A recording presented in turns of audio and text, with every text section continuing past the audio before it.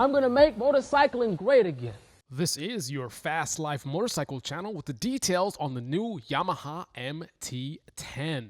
I know what you're thinking looking at this bike. You're thinking sci-fi futuristic C3PO? No, more like CP4, cross-plane inline 4. That's what this bike has, a 998cc liquid-cooled inline 4 engine. This engine is based on the engine that you will find in the YZF-R1. It's got a new intake, new exhaust, and new fueling, which is all focused on that torque, that low to mid-range torque and power. You guys know how much I love the Kawasaki Z1000, and that is because these types of bikes, oh man, that grunt down low, it's so much fun. These are the true street bikes. So Yamaha is saying that their unique engine design is supposed to deliver you some really smooth power delivery. That torque is just supposed to be impressively flat. That's as opposed to something that, favors a certain RPM. Like this RPM is where all the power is, and down lower, not so much. The idea here is to really give you a lot of grunt from the time that thing starts pulling all the way into the mid-range. Not so much up top, most likely, but for a considerable amount of the rev range, you should be getting a lot of torque and pull and smiles and excitement. And that's what it's all about. Just like on the Yamaha R1M, we've got some acronyms to go with this order of MT10, like YCCT and TCS. So you have the Yamaha chip controlled throttle and cruise control. Oh yeah. That sounds counterintuitive. A torquey, monstrous Street Fighter with cruise control. I don't see myself doing much cruising on an MT10, but I'm not complaining. What about the modes, man? Well, it's got 3 modes. It's got a D mode system with 3 modes. And you even have 12 volts of DC power available for you to plug in your accessories. Like your Drift Innovation Ghost S camera that I gave away last year to one of my top subscribers. More giveaways coming in the future. Stay tuned and subscribe. Your Fast Life. Just like with the 2016 Kawasaki Ninja H2, this has a slipper clutch with assist. So this should be a nice bike to ride in terms of not killing your wrist squeezing that lever, and also when you're downshifting with a beast with all that torque, avoiding having wheel hop because the wheel locks up, all that sudden burst of torque and power, and you just break traction. That is not what you want to do. That's why you want that slipper clutch. Yay, yay. Also, being that this is a Street Fighter, it's going to be a more comfortable riding position than you have on the Yamaha R1M. Take a look at my Yamaha R1M review, and you'll see my comments about the riding position.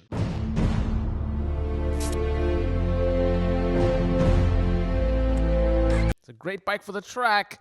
Long distances, not so much. But this one has a more upright position, so this should be more comfortable to ride long distances. Now, what I would wonder about, though, is how smooth is this bike? Sounds like a beast. So I would definitely want to know how the vibrations are, or aren't. She turns like a dime. Does that make any sense? Anyway, that's what this bike will theoretically do because it has a short wheelbase. So it's supposed to be a nimble beast.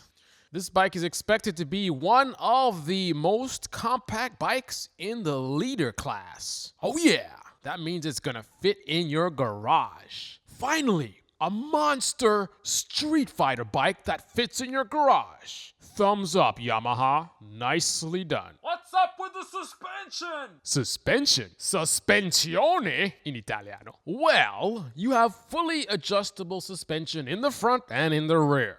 And again, the suspension, just like the motor, is based off of the Yamaha R1.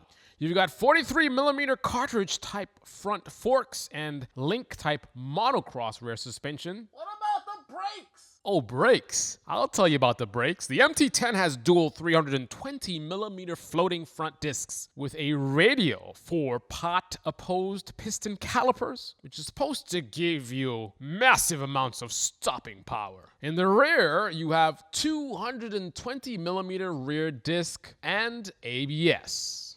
The MT10 is also coming with LED headlights that people are already complaining about. Oh, the lights are so ugly. That's what you guys said about the R1M until you saw it in person, and then you were like, ooh, sexy. So will you say the same thing about this bike when you finally see it in person? I don't know. What are you saying right now? Comment below. Tell me what you think about the lights. Cool or not so cool? And now let's break down the basic details. The 998cc engine. The 12:1 compression ratio, wet sump lubrication. Fuel injection, of course. It's a 6-speed constant mesh transmission. The frame is an aluminum Delta box. Delta. Yeah. Tires! Oh, tires. The tires in the front are 120/70 ZR17s, and in the rear are 190/55 ZR17s. Oh, yeah. How much does it weigh? The weight? It weighs exactly 422. Actually, I don't know how much it weighs because Yamaha haven't told us yet. Hey Yamaha, what's the big secret? Why won't you tell us how much this bike weighs? You mean to tell me you guys don't have a scale? Really? Really? Come on, son. Get that bike on a scale and let us know how much it weighs. Yamaha, you have exactly 5 days to weigh this bike and let the world know how much it weighs. If you fail to complete this mission, I will never ride another Yamaha bike again. Unless you guys give me one for free. Anyway, that's all the details we have. Fuel capacity is 17 liters. Do the math. This is your Fast Life motorcycle channel, the most awesome motorcycle channel in the universe. Thank you for watching and clicking on that like button and commenting below, even just to say hi. You might want to subscribe, but that's up to you. This is Carlyle from your Fast Life motorcycle channel, and I am out. Yay! Z800, broadcasting live in sunny Key West, Florida, with this hotline blang by Drake. I am in love with the Kawasaki Z1000. So Kawasaki said, It's time for us to birth a new sibling, a little brother to the Z1000. enter the Z800. The most awesome motorcycle channel in the universe.